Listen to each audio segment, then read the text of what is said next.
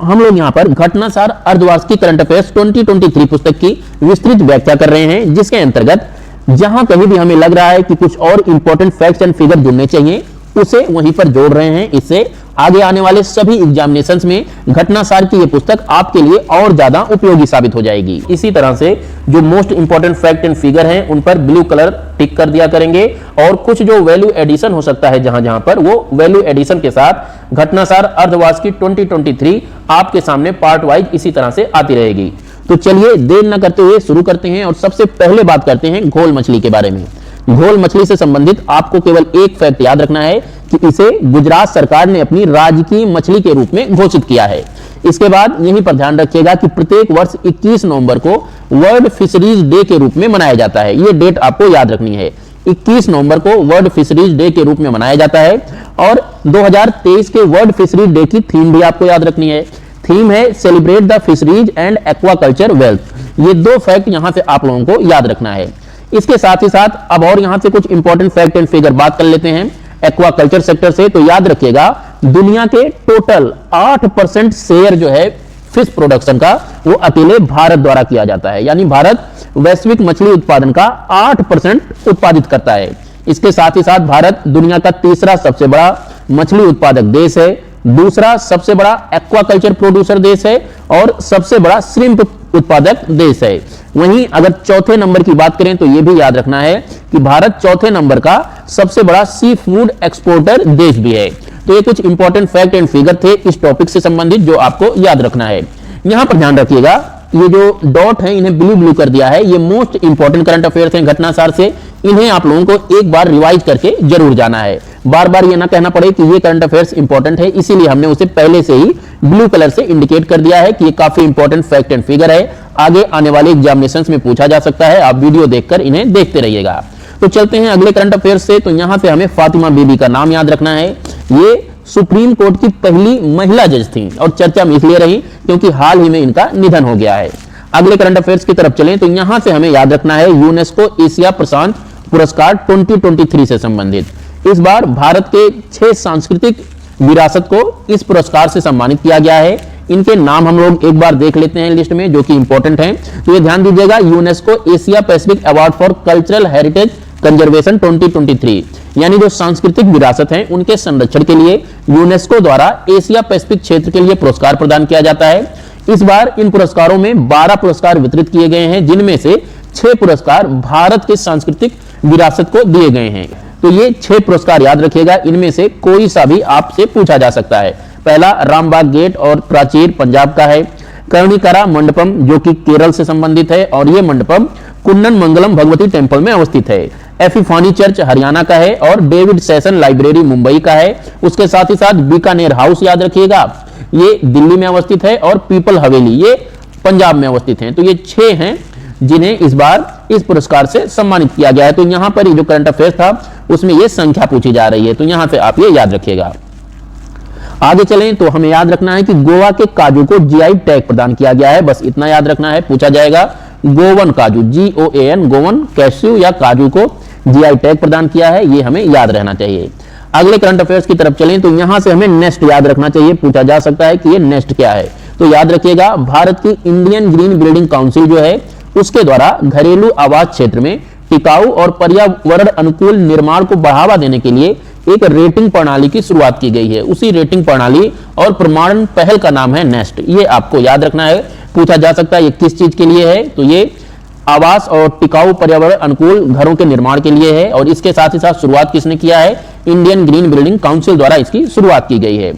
आगे चलें तो एक धूमकेतु काफी चर्चा में रहा। इस धूमकेतु का नाम है धूमकेतु P12 पोन्स ब्रूक्स। ये इसलिए चर्चा में रहा क्योंकि अभी हाल ही में लद्दाख के हानले में अवस्थित HCT अर्थात हिमालय चंद्र टेलीस्कोप के द्वारा इस धूमकेतु को देखा गया है, इसीलिए ये चर्चा में रहा। बहुत ज्यादा इंपॉर्टेंट नहीं है, लेकिन फिर भी एक नजर इस करंट अफेयर्स पर जानी चाहिए। उसके बाद चलें तो प्लेसेज इन न्यूज में आपको कोच्चि याद रखना है।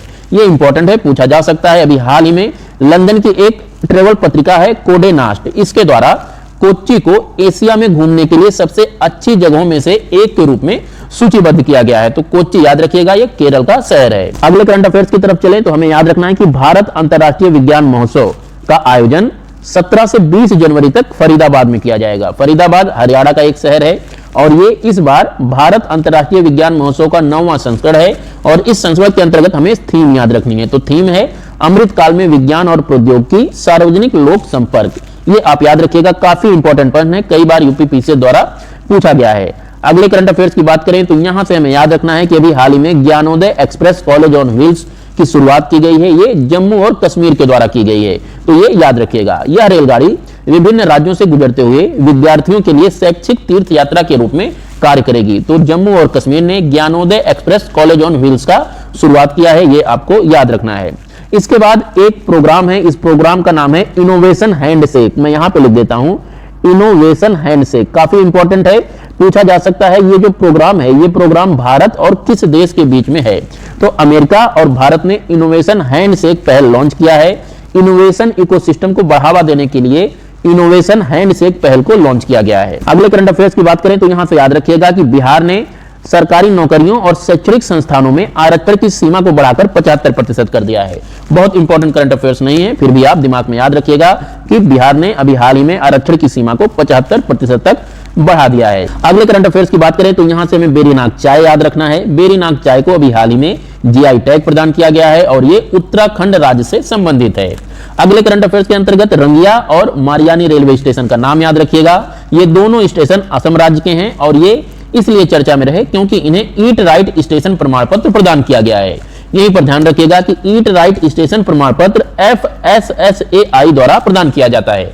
FSSAI का फुल फॉर्म है food safety and standard authority of India. इसी के द्वारा ईट राइट स्टेशन प्रमाण पत्र प्रदान किया जाता है और असम के रंगिया और मारियानी रेलवे स्टेशन को यह प्रमाण पत्र प्रदान किया गया है। अगले करंट अफेयर्स के अंतर्गत याद रखिएगा कि ट्रैक साइड तड़का ये एक रेस्तरां है जो कि रेल कोच में खोला गया है। तो गुजरात और पश्चिमी रेलवे क्षेत्र का यह पहला रेल कोच रेस्तरां है। बहुत ज्यादा इंपॉर्टेंट नहीं है, बस दिमाग में याद रखिएगा कि ट्रैक साइड तड़का एक रेल कोच रेस्तरां है जो कि पश्चिमी रेलवे द्वारा खोला गया है। अगले करंट अफेयर्स की तरफ चलें तो एलिसियस हिमालय नाम के एक पौधे का नाम याद रखना है। ये पौधे की नई प्रजाति है जिसकी खोज अरुणाचल प्रदेश में की गई है। इंपॉर्टेंट ये भी नहीं है, पूछा नहीं जाएगा। अगले करंट अफेयर्स की तरफ चलें तो यहां से हमें 2+2 वार्ता याद रखना है। भारत और अमेरिका के बीच में अभी हाल ही में यानी 9 नवंबर को आयोजित किया गया है। कहां पर यह पूछा जा सकता है? तो नई दिल्ली याद रखिएगा। ये डेट वेट यहां से नहीं याद रखना, केवल इतना याद रखना है कि 2+2 वार्ता अभी हाल ही में भारत और अमेरिका के बीच नई दिल्ली में आयोजित किया गया है। यहां पर दोस्तों बताइएगा कि ये 2+2 में किन दो मंत्रियों के मध्य वार्ता होती है? ये लोग आप कमेंट में बताइएगा, ये फैक्ट आप कमेंट। इसमें से चलिए मैं एक बता देता हूं, एक होते हैं डिफेंस मिनिस्टर और दूसरे कौन से मिनिस्टर होते हैं जो 2+2 वार्ता के अंतर्गत शामिल होते हैं? आप लोग कमेंट में बताइएगा। अगले करंट अफेयर्स की बात करें तो काफी इंपॉर्टेंट है राष्ट्रीय आयुर्वेद दिवस के बारे में।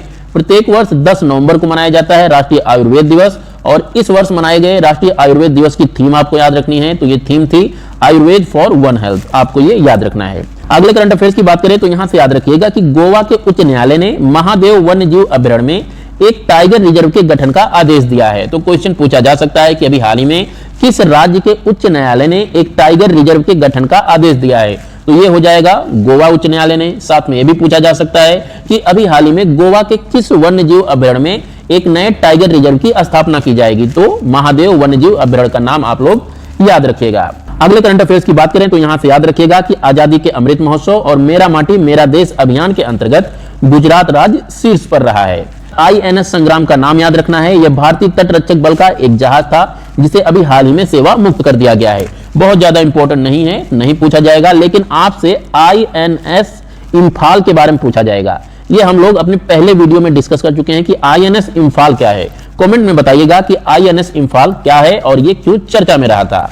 अपने अगले करंट अफेयर्स की बात करें तो ये एक रैंकिंग से संबंधित है। यहां से हमें याद रखना है कि वैश्विक नवाचार रैंकिंग सूचकांक यानी ग्लोबल इनोवेशन इंडेक्स 2023 बहुत ही इंपॉर्टेंट इंडेक्स है। इसमें भारत की रैंकिंग है 40वीं, ये आपको याद रखना है। इसमें अगर पूछा जाए कि नंबर 1 पे कौन है तो नंबर 1 पर इसमें स्विट्जरलैंड है और पिछले 13 सालों से लगातार ग्लोबल इनोवेशन इंडेक्स में स्विट्जरलैंड ही टॉप पे रहा है। तो ये आप टॉप जो भी है उसे याद रखिएगा। सबसे लास्ट रैंक यानी 132वें पायदान पर अंगोला है। तो ये दो देशों का नाम याद रखिएगा कि स्विट्जरलैंड ग्लोबल इनोवेशन इंडेक्स में पहले पायदान पर है, अंगोला सबसे आखिरी पायदान पर है और भारत 40वें पायदान पर है। तो ये 3 फैक्ट ग्लोबल इनोवेशन इंडेक्स से आप लोग याद रखिएगा। अगला करंट अफेयर्स भी एक रैंकिंग से संबंधित है। यह रैंकिंग है वर्ल्ड टैलेंट रैंकिंग। अभी हाल ही में IMD अर्थात international institute for management and development द्वारा वर्ल्ड टैलेंट रैंकिंग 2023 जारी किया गया है। इस रैंकिंग में भारत की रैंक 56वीं है। ये आपको याद रखना है। टोटल 64 अर्थव्यवस्थाओं में भारत को 56वें पायदान पर रखा गया है। इसके अंतर्गत कौन पहले पायदान पर था, यह आपको याद रखना है। तो इसमें भी स्विट्जरलैंड पहले स्थान पर है। पिछले 10 साल से स्विट्जरलैंड इस रैंकिंग में पहले स्थान पर है। यह आपको ध्यान रखना है। तो ये 3 फैक्ट यहां से याद रखिएगा कि वर्ल्ड टैलेंट रैंकिंग किसके द्वारा जारी किया जाता है, तो international institute for management and development द्वारा। भारत की रैंकिंग 56वीं है और पहले नंबर पर स्विट्जरलैंड है। तो ये हो गया। अब बढ़ते हैं अपने अगले करंट अफेयर्स की तरफ। तो यहां से हमें याद रखना है जॉर्ज एवरेस्ट के बारे में। जॉर्ज एवरेस्ट क्या है? यह भारत का पहला कार्टोग्राफी संग्रहालय है। कहां पर खोला गया? तो उत्तराखंड के मसूरी में खोला गया है।